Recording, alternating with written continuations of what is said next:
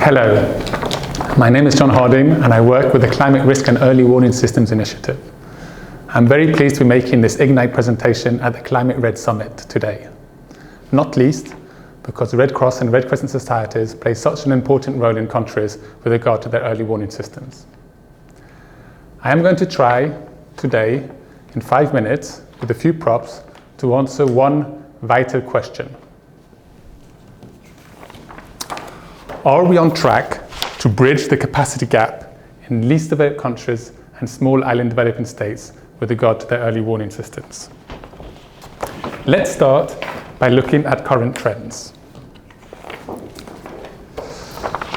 In 2015, the United Nations provided us with information that the economic loss to disasters is increasing.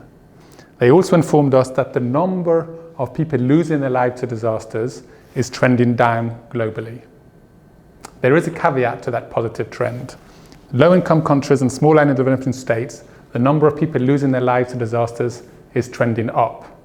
And this is because they don't have the capacity of the other countries to provide early warning systems and ensure that the populations are prepared.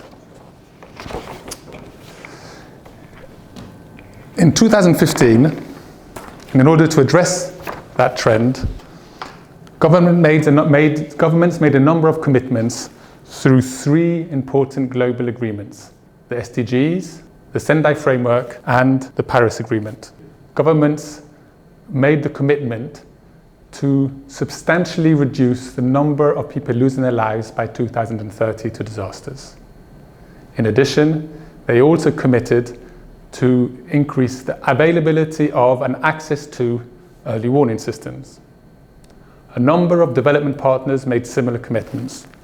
The World Bank, the Green Climate Fund, and the World Meteorological Organization also committed to increase access to early warning systems through their programs. In order to accelerate these efforts, the same year, 5 countries, led by France, launched the Cruise Initiative. The objective of Cruise is specifically to reduce the loss of life and livelihoods through early warning systems targeting least developed countries and SIDS. We have a unique opportunity to really make a difference now. But these efforts require us to be able to collectively measure progress against these global commitments in a coherent manner. We are now 1/3 of the way to 2030. There is no doubt that progress is being made. 44 LDCs and SIDS now benefit from cruise support, with over $50 million invested.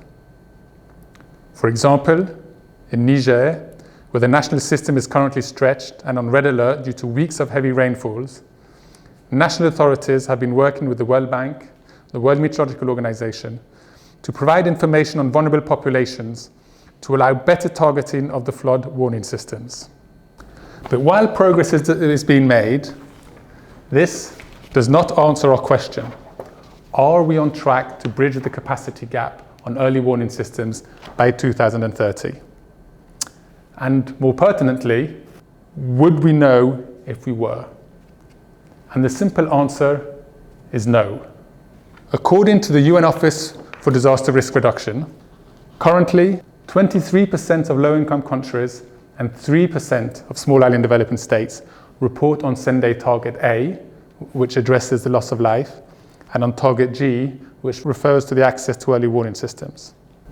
Also, currently, we do not have standards for measuring availability to and access to early warning systems, nor do we know how to monitor how to respond to warnings. Let me finish with some good news.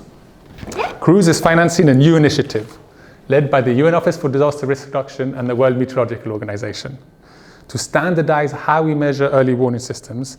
It will build capacities in national institutions to measure the effectiveness of their early warning systems. So, in the not too distant future, we should be able to answer the question if we are on target or not to close the capacity gap by 2030. This will then allow us to, for example, define the scale of investments that is still required to achieve this. We very much welcome your inputs and support to these efforts, and we look forward to close cooperation with IFRC and the Red Cross and Red Crescent movement. Thank you for your attention.